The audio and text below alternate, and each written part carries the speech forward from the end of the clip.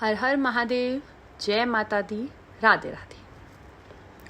आइए कथा में आगे बढ़ते हैं। तो आज हम चर्चा करेंगे देवी भागवत महापुराण के पूर्वार्ध के 6ठे अध्याय के बारे में। इस अध्याय में जो है मधु और कैटभ की कथा का वर्णन किया गया है।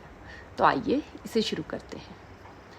सभी जो ऋषि थे वो सूजी से निवेदन करने लगे कि हे महात्म्य, हम जो है आपसे जो है मधु और कैटभ कैसे उत्पन्न हुए उसको जानना चाहते हैं, और कैसे विष्णु जी ने उनके साथ लगातार 5000 सहस्त्र वर्षों तक युद्ध किया था उसके बारे में हम जानना चाहते हैं।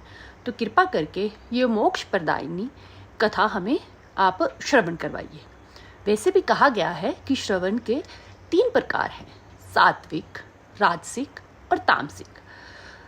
आपका जो सात्विक श्रवण है उसमें जो है वेदों और शास्त्रों का वर्णन किया जाता है। राजसिक श्रवण में जो है कविता, नाटक, पत्र और साहित्य का वर्णन होता है। और जो तामसिक श्रवण है उसमें जो है युद्ध, झगड़े, चुगली आदि का वर्णन किया गया है। तो जो सात्विक श्रवण है उसके 3 प्रकार कहे गए हैं। जो मोक्ष दे वो उत्तम है, जो स्वर्ग दे वो मध्यम है, और जो संसारिक सुख दे वो निम्न है। उसी प्रकार ही रासिक श्रवण के भी 3 प्रकार कहे गए हैं।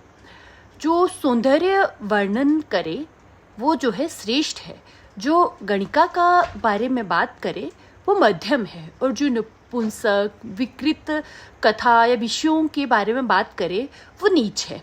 उसी प्रकार जो है तामसिक के भी 3 प्रकार है। अधर्मियों के विरुद्ध युद्ध की कथा जो है वो श्रेष्ठ है, शत्रुता के कारण किया गया युद्ध जो है वो मध्यम है, और बिना कारण युद्ध झगड़े की कथा जो है वो निम्न और नीच में आते हैं। तो हे प्रभु, हे महात्म्य, हम जो है आपसे उत्तम श्रवण सात्विक जो है जो मोक्ष देता है उसमें आने वाले इस कथा का हम आपसे श्रवण करना चाहते हैं। तो आप हमें इसके बारे में बतलाइए।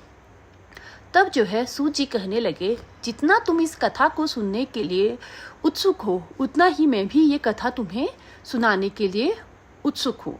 तो आओ इसे शुरू करते हैं।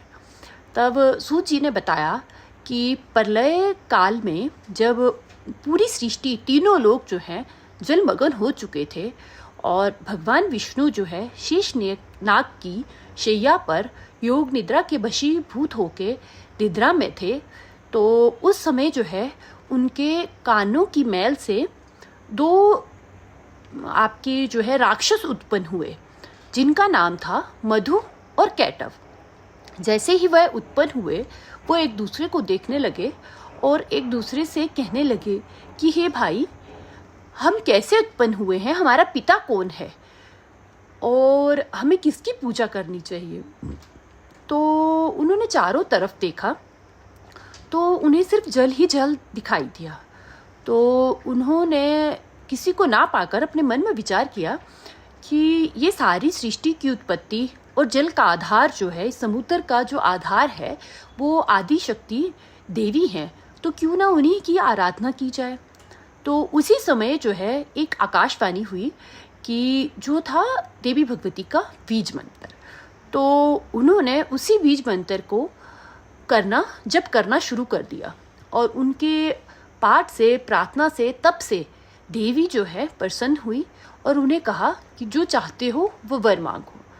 तब मधु और कैटभ ने देवी भगवती से वर मांगा कि हमें इच्छा मृत्यु चाहिए, कोई देव देवता या राक्षस हमें ना मार सके, और जब तक हम ना चाहें हमारी मृत्यु ना हो। देवी ने उन्हें तथास्तु कहकर जो है अंतर्ध्यान हो गई। तो जैसे उन्हें ये वरदान मिला तो वो जो है अभिमानी हो गए, अहंकारी हो गए, और उसमें जो है वो सारे जल में रहने वाले जीवों को, जलचरों को परेशान करने लगे। उनका यही दिनचर्या होती थी कि पानी में क्रीड़ा करना, सभी जल जीवों को परेशान करना। तो एक दिन जो है उनका ध्यान जो है ब्रह्मा जी पर गया, जो अपने कमलासन पर बैठे हुए थे। तो वो ब्रह्मा जी को बोलने लगे कि हे ब्रह्मा जी, आओ और हमसे युद्ध करो। और अगर आप युद्ध नहीं कर सकते हैं तो आप इस ब्रह्मासन को, इस कमलासन को छोड़ दो। और जैसे ही ब्रह्मा जी ने उनकी ये बात सुनी, ब्रह्मा जी घबरा गए और भयभीत हो गए।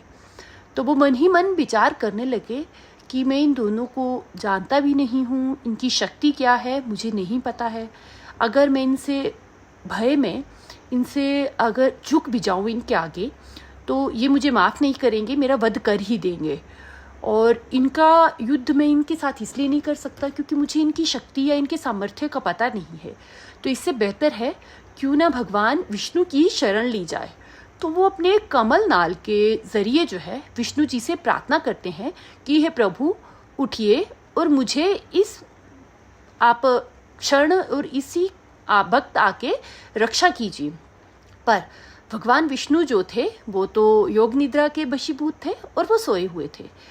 तो वो ब्रह्मा जी बहुत घबरा गए और घबराहट में उन्होंने जो है अपना आसन का त्याग किया।